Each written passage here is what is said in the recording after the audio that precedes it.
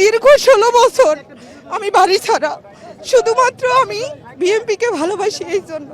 নেতা যখন ফেরত আসছে অবশ্যই আমি সবকিছু ফেরত পাবো। জোরপূর্বকভাবে আমাদের স্বামী স্ত্রীকে সারা রাত ক্লাবে রেখে নির্যাতন করা হয়েছে, আমার পায়ের রক কেটে দেওয়া হয়েছে।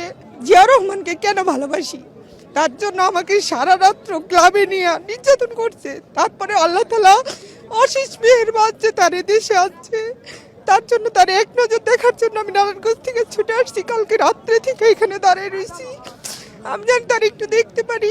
আর আমি পেশায় গার্মেন্টস কর্মী। আমাদের এই গার্মেন্টস সহ মানুষের উপরে অনেক অত্যাচার হয়েছে, অনেক নির্যাতন হয়েছে। আমি আল্লাহর কাছে দোয়া করি যে সে যেটা ওয়াদা করছে সেটা জানি তার বাস্তবায়ন করে দেখাইতে পারে। আমি দীর্ঘ 16 বছর আমি বাড়ি ছাড়া। শুধুমাত্র আমি বিএনপিকে ভালোবাসি এই জন্য। আমি চাই আমার বাড়িঘর ফেরত, সব কিছু। আমার নেতা যখন ফেরত আসছে অবশ্যই আমি সব কিছু ফেরত পাবো। এই আশা নিয়েই এতদিন বেঁচে আছি, আরও দীর্ঘদিন বেঁচে থাকবো। মতিউর রহমান মতি নারায়ণগঞ্জের কাউন্সিলর অফিসার সে ছিল। শামীম ওসমানের সাথে মিলে তারা আমার বাড়িঘর নিয়ে নিচ্ছে।